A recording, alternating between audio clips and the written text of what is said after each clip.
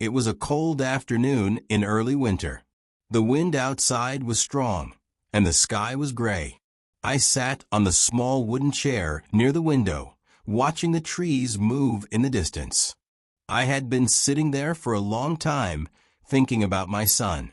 My son used to visit me every weekend. We would sit together, drink tea, and talk about simple things. But recently, everything had changed. He had stopped coming. It had been almost 3 months since I last saw him. At first, I thought he was busy with work. He had a family now, a wife, a job, and responsibilities. I told myself that this was normal. Children grow up and start their own lives. Parents must learn to live quietly. But as the weeks passed, the silence in the house became heavier. The sound of the clock ticking was the only thing that kept me company. Every day, I waited for a knock on the door, but it never came. Sometimes I tried to call him. I wanted to hear his voice, even for a few seconds. But most of the time, the call went unanswered. When he did answer, he spoke quickly. "Dad, I'm busy right now, I'll call you later." That later never came. I didn't want to complain or make him feel guilty. I only wanted to know if he was okay, if he was eating well, if he was happy. But slowly, I realized that I was no longer part of his world. I began spending my evenings sitting by the window, staring at the road outside. I remember the days when he was young, when we used to walk to the park together, holding hands. He would tell me stories about his dreams, and I would listen with a smile. Those days felt like a lifetime ago. Now the house felt empty, not just quiet, but completely hollow. The laughter that once filled these rooms was gone. Only the memories remained. I tried to keep myself busy. I cleaned the house, cooked my meals, and read old newspapers. But no matter what I did, my thoughts always returned to my son. Sometimes I wondered if I had done something wrong. Maybe I hadn't been a good father. Maybe he was tired of me, or maybe life had simply pulled him away. I didn't know. One evening, as I sat by the window again, I saw a young man walking on the road with his father. They were laughing, sharing ice cream. For a moment I smiled, but soon my eyes filled with tears. I turned away from the window, unable to watch any longer. That night I couldn't sleep. I lay in bed, staring at the ceiling, listening to the sound of the wind outside. It was a lonely sound, like a reminder that time keeps moving, even when your heart stands still. The next morning, I woke up earlier than usual. The sun had not yet risen, and the air inside the house was cold. I walked slowly to the kitchen and made myself a cup of tea. As the water boiled, I looked around the kitchen and noticed how quiet everything was. The table, the chairs, the old calendar on the wall. Nothing had moved since the last time he was here. I sat down with my tea, and my eyes went to the empty chair across from me. That was where my son used to sit. He would talk about his work, his friends, and sometimes his problems. I used to listen carefully, giving him advice when I could. Those small conversations were the most peaceful moments of my life. I thought about calling him again, but I stopped myself. I didn't want to sound desperate or make him uncomfortable. I knew he was busy, but my heart still ached. I wanted to hear his voice, even for a minute. After breakfast, I went outside to buy some vegetables. The shopkeeper, an old friend, greeted me with a smile. He asked, "How's your son?" "I haven't seen him in a while." I forced a small smile and said, "He's doing fine, just busy with work." It was a lie, but it was easier than telling the truth. As I walked home, I saw people walking together, fathers with their children talking and laughing. I felt a sharp pain inside. I tried not to look at them, but it was impossible not to notice the happiness on their faces.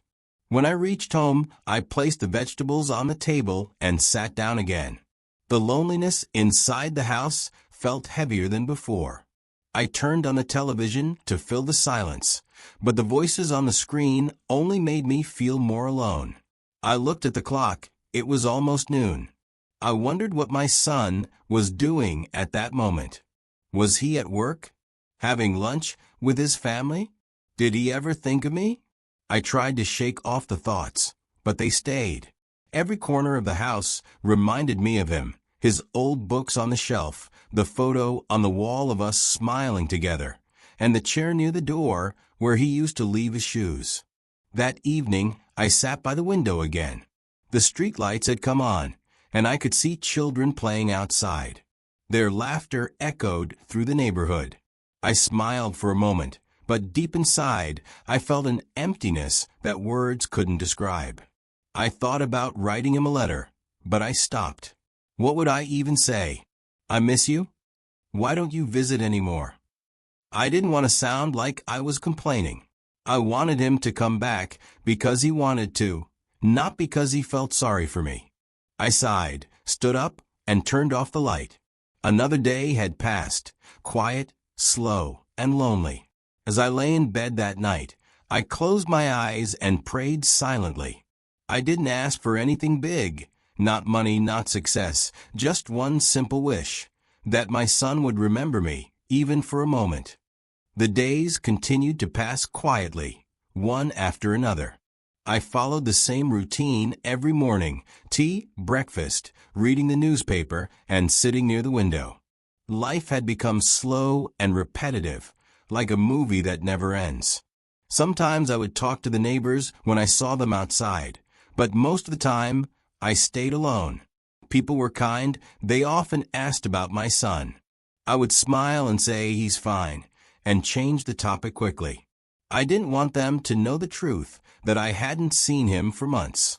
One Sunday afternoon, I heard footsteps outside my house. My heart jumped. I thought, maybe he's here. I rushed to the door, my hands shaking slightly. But when I opened it, it was only the postman. He handed me a small envelope and said politely, "Good afternoon, sir. This is for you." I thanked him and closed the door. My excitement disappeared instantly. I looked at the envelope. It was just an electricity bill. I placed it on the table and sat down. The disappointment felt heavier than I expected. It's strange how hope can make you both strong and weak at the same time.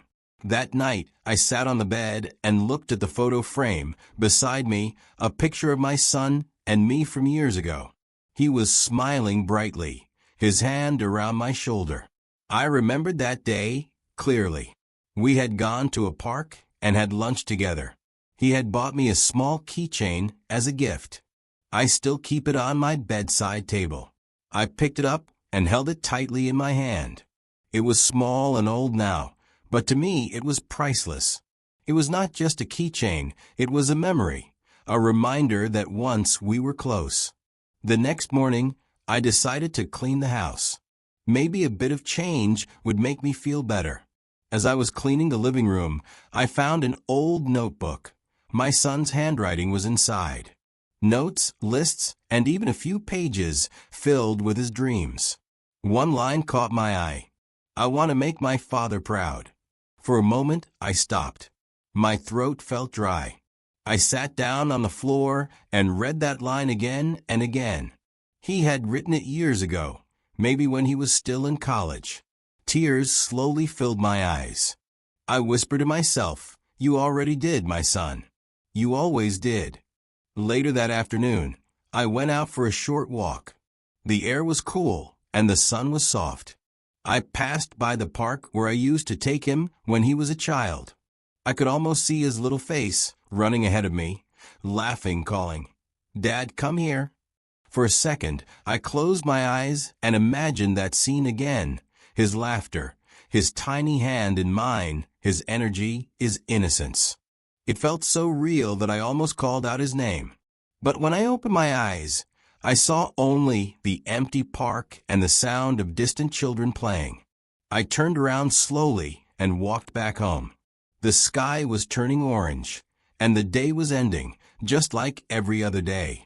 When I got home, I made dinner and sat at the table alone. The chair opposite me was still empty. I stared at it for a long time. I realized that silence had become part of my life. I didn't fight it anymore. But deep inside, I still had a little hope left, a hope that maybe one day my son would knock on the door again, smiling like before. A few weeks later, it was Sunday again. The morning light came through the window, soft and calm. I made my usual cup of tea and sat near the window, the same spot where I had waited so many times before. The road outside was quiet, only a few people walking. I told myself not to expect anything.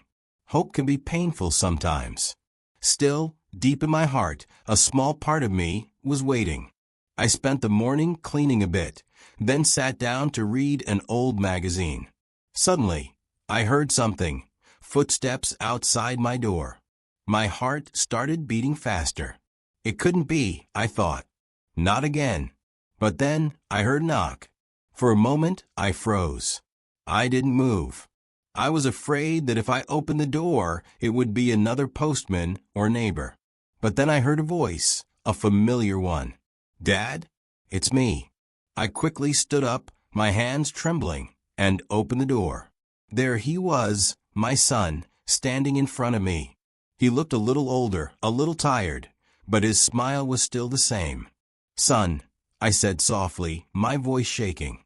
"Dad." "I'm sorry," he said, his eyes filling with tears. "I should have come earlier. Work got busy, and time just slipped away." I didn't say anything. I simply looked at him and smiled. Then, without a word, I reached out and hugged him. For a moment, the house didn't feel empty anymore. The silence was gone. He came inside, took off his jacket, and sat down on the same chair he used to sit in. I poured tea for both of us, just like before. For the first time in months, there was laughter in the house again. We talked for hours about his family, his job, his children. I listened to every word, memorizing each detail. It felt as if life had returned to me. At one point, he looked around the room and said, "Dad, everything looks the same. You haven't changed a thing." I smiled. "Some things shouldn't change," I replied quietly. As the evening came, he stood up to leave. I walked him to the door. He hugged me again and said, "I'll come next week, I promise." I nodded, smiling softly. "I'll be waiting," I said. After he left, I sat by the window again. The road outside looked peaceful under the dim streetlight. I felt something I hadn't felt in a long time, warmth. That night, when I went to bed, I didn't feel lonely. The house still had the same silence, but it didn't hurt anymore. Because this time, that silence carried a memory. His voice, his laughter, his promise. I closed my eyes and whispered to myself, "He came back. That's enough." And for the first time in months, I slept peacefully. If you enjoyed this story and want to keep learning English through meaningful stories like this, remember to like this video, subscribe to Learn Smarty, and continue your daily English practice. Here we learn English not just through words, but through emotions, lessons, and real-life experiences.